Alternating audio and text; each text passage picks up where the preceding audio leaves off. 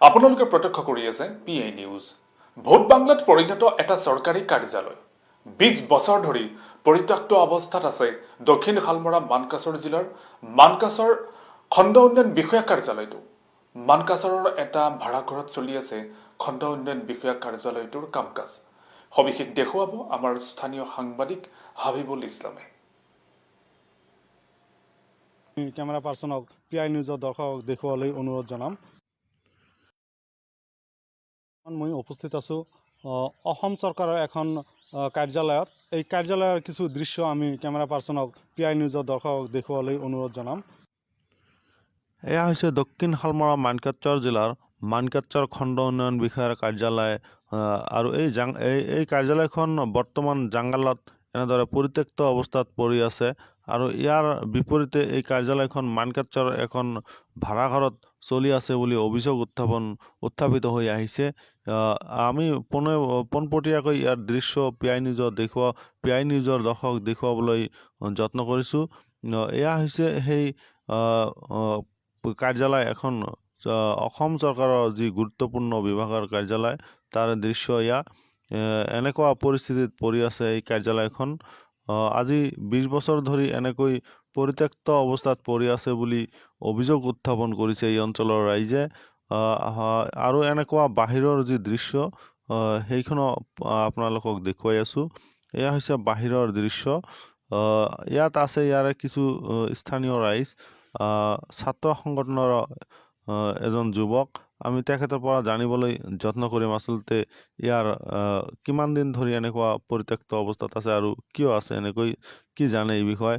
হয়, আচলতে এইটো আমি 20 বছৰ আগতে অফিচ আছিলে। এইটো আমাৰ ব্লক হয়, জাংগাল ব্লক। আচলতে এই ব্লকখন থকাৰ পাছতো এইটো অফিচ বৰ্তমান চলি আছে মানকাছৰত এখন ভাড়াঘৰত।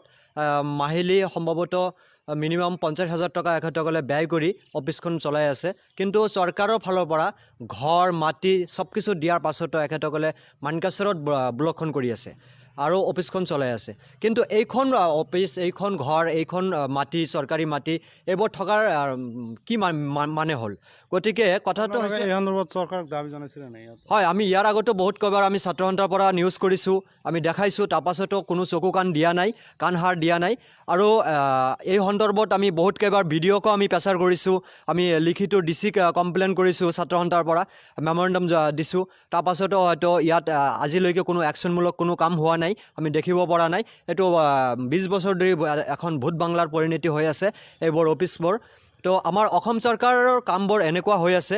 গতিকে আমি ছাত্ৰ সন্থা এইবুলি আমি শেষবাৰৰ কাৰণে কৈছোঁ, আমি ফাৰ্ষ্ট কৈছোঁ এইটো যে আমাৰ অসম চৰকাৰে যদি এইখন অফিচ যদি এই জাংগাল ব্লকত যদি কামবোৰ নকৰে, আমাৰ অসম চৰকাৰৰ পইচাবোৰ যদি এনেকৈ ধ্বংস কৰি থাকে, এখেতসকলে ঘৰ ভাড়া লৈ যদি অফিচ কৰে, অফিচ থকাৰ পাছতো, তেনেহ'লে আমি ছাত্ৰ সন্থাই ইয়াৰ কাৰণত আমি জংগী আন্দোলন গঢ়ি তুলিবলৈ বাধ্য হ'ম। এইটো আমি স্পষ্টকৈ সকীয়াই দিছোঁ, স্পষ্টকৈ আমি তীব্ৰ ভাষাত আমি সকীয়াই দিছোঁ। ইয়াৰ কাৰণে আমি জংগী আন্দোলন গঢ়ি তুলিবলৈ বাধ্য হ'ম। ধন্যবাদ। হয়, ইয়াৰ স্থানীয় ৰাইজে আৰু ইয়াৰ ছাত্ৰ সন্থাৰ পৰা দাবী উত্থাপন কৰিছে, অতি সোনকালে ইয়াৰ কাৰ্যালয় ইয়াতে স্থাপিত আকৌ কৰিব লাগে, পুনৰ কাৰ্যালয় স্থাপন কৰিব লাগে। আৰু আমাৰ সৈতে আছে আমাৰ সতীৰ্থ সাংবাদিক, তেখেতৰ পৰা আমি জানিম।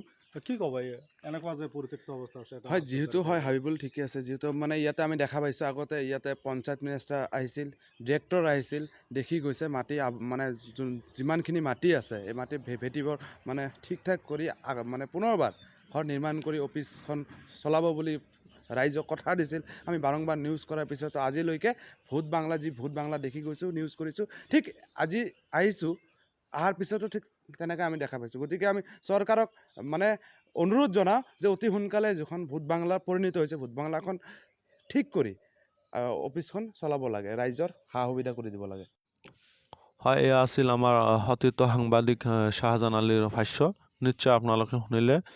ইয়াৰ পূৰ্বেও বাতৰি সম্প্ৰচাৰ কৰিছিল, কিন্তু তাৰ পিছতো কোনো সুফল পোৱা নাই এই অঞ্চলৰ ৰাইজে, যাৰ বাবে আজি আকৌ এই অঞ্চলৰ ৰাইজে ইয়াৰ কাৰ্যালয়খন ইয়াতে স্থাপন কৰিবলৈ দাবী